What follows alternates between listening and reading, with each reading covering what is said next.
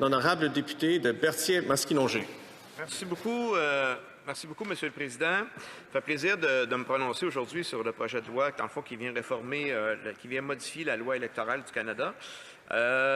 On pense que l'intention du projet de loi est bonne. On est d'accord avec le principe et on va donc voter en faveur en deuxième lecture. Par contre, il y a des nuances, Monsieur le Président, que je vais devoir vous exprimer.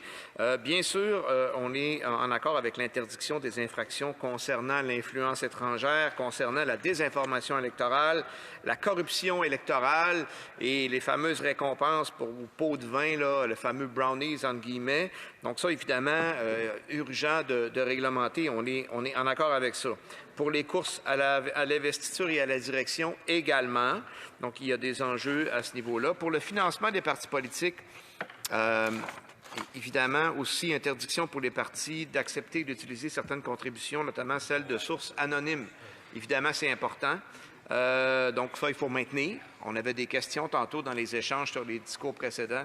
Le projet de loi comme tel soulève des doutes à ce niveau-là. La protection des renseignements personnels, bien sûr, les partis politiques ont le devoir de protéger les renseignements personnels des gens qui contribuent ou qui sont membres de leur formation politique. Et application et sanctions, augmenter les pouvoirs du commissaire aux élections fédérales, augmenter les sanctions administratives pécuniaires.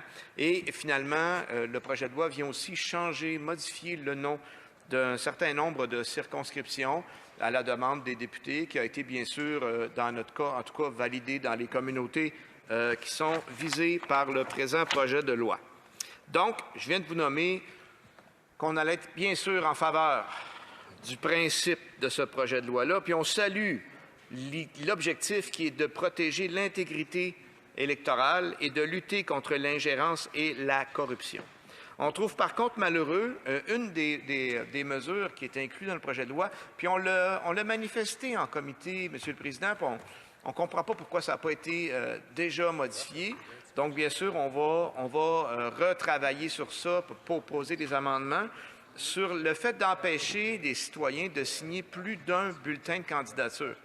C'est une pente très glissante, Monsieur le Président, quand on vient limiter les citoyens dans leur possibilité d'appuyer des candidatures par leur signature. Le fait de signer un bulletin de candidature, ça n'implique pas que le citoyen va voter pour ce candidat-là. Or, si jamais on va limiter le citoyen à n'en signer qu'un seul, ça deviendra presque, Monsieur le Président, ça deviendra... J'ai des discussions qui sont très proches de moi. Je ne sais pas si les gens peuvent aller derrière les rideaux pour faire ça. Puis, je pense qu'ils ne m'écoutent pas bien non plus, là. Alors, Monsieur le Président, je ne sais pas, moi, parce que mon temps, là, à un moment donné... Some members are having discussions in the House. Il y a des députés qui tiennent des discussions et ça nuit à l'écoute en Chambre. Alors, on demandait aux députés qui veulent tenir des discussions d'aller dans les lobbies. Merci, Monsieur le Président. J'ai un petit déficit d'attention quand même, puisque quand c'est proche, c'est embêtant. Alors, je reprends où est-ce que j'étais. Donc, je suis en train de dénoncer les sérieux doutes qu'on a mis de l'avant sur le fait d'empêcher un citoyen de signer plus d'un bulletin de candidature. C'est important. Et le fait de signer un bulletin de candidature, ça n'engage pas le citoyen à voter pour ce candidat-là.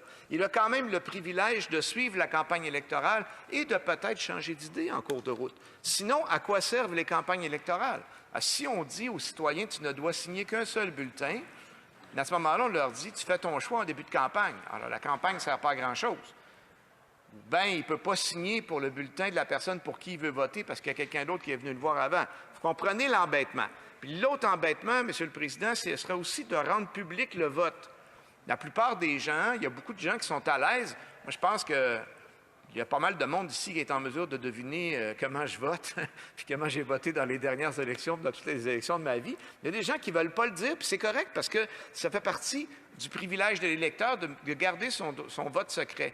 Alors, s'il ne peut signer qu'un seul bulletin de candidature, il vient d'afficher publiquement que lui, il va voter pour ce candidat-là. Comprenez la complexité. J'ai moi-même, Monsieur le Président, déjà signé avec grand plaisir le bulletin de certains adversaires parce que c'est important d'avoir une campagne électorale avec des candidats diversifiés, parce que c'est important de faire un débat démocratique. Donc, ça, on pense que ça devrait être retiré du projet de loi.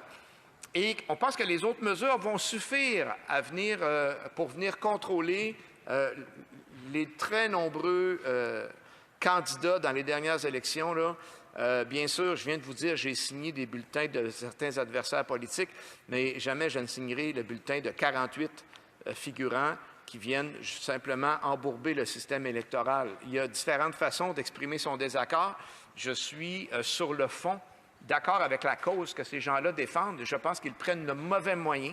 Ils sont en train d'enrayer tout le système électoral. Ils sont en train, par leurs actions, de décourager des citoyens qui exerçaient leur droit de vote. Si tu arrives puis tu as une liste de 72 candidats dans laquelle tu dois chercher les gens souvent dans la taille des circonscriptions fédérales, Monsieur le Président, je vais prendre Berthier-Masquinongé comme exemple, quand même 108 000 électeurs, 37 municipalités. Je me pense bien bon puis bien important, mais je suis bien conscient qu'il y a beaucoup de gens dans ma circonscription qui votent surtout pour le parti. Et il faut qu'ils soient capables, encore une fois, de retrouver ça sur le bulletin de vote. Donc, on est d'accord qu'il faut agir sur ça. On a trouvé des compromis dans les dernières partielles, particulièrement à Terrebonne, où on avait mis dans la première page des gens qui étaient avec des partis reconnus, mais de devoir en arriver à faire écrire le nom de la candidate, ça augmente le degré de difficulté, ça augmente la durée du vote, ça augmente le risque d'erreur, ça augmente le risque de contestation. Bon, là, on a eu des majorités qui étaient claires, il n'y a pas eu de recomptage, mais advenant un recomptage judiciaire, Monsieur le Président, je vous laisse deviner quelqu'un qui a un nom de famille composé, puis l'électeur a écrit juste la moitié du nom de famille. Comment ça va être contesté par les avocats de l'autre parti qui veut faire annuler le vote? On s'enligne dans des troubles puis des délais majeurs qu'il faut éviter. Donc, on est d'accord avec pas mal de mesures là-dedans. Une des choses qu'on déplore aussi, Monsieur le Président, mis à part le fait d'interdire aux gens de signer plus d'un bulletin de vote, j'espère que ça va être pris en considération. L'autre élément qu'on déplore, c'est pourquoi ne pas saisir l'occasion de venir modifier le financement des partis politiques. Vous savez que, je vais vous donner encore l'exemple du Québec. Bien oui, je sais que je suis fatiguant avec ça, mais encore une fois, Monsieur le Président, c'est un bel exemple du fait que le Québec est encore en avance sur le Canada. Le Québec a déjà réformé sa loi électorale il y a plusieurs années. Il y a un financement public qui arrive avec le nombre de votes, puis les donateurs sont limités à un don de 100 $ par année, 200 $ en année électorale. Ça limite les influences, comme on a vu, on se souviendra tous, dans le gouvernement du précédent premier ministre, où on a eu des hommes d'affaires d'origine chinoise qui avaient l'intention d'ouvrir une banque au Canada et qui sont allés dans des réceptions pour avoir accès au premier ministre et qu'ils ont donné plus de 1 700 $. C'est de l'argent, ça, Monsieur le Président. Il n'y a pas beaucoup de citoyens ordinaires qui ont les moyens de donner 1 700 $ à un parti politique. Il est temps qu'on ajuste ça. Ce sont des montants, des procédures qui incitent, c'est un peu fort de dire inciter, mais qui ouvrent la porte à la possibilité de manipulation électorale. Quand l'argent achète l'accès au ministre, c'est jamais bon, Monsieur le Président. Donc, il faut démocratiser ça.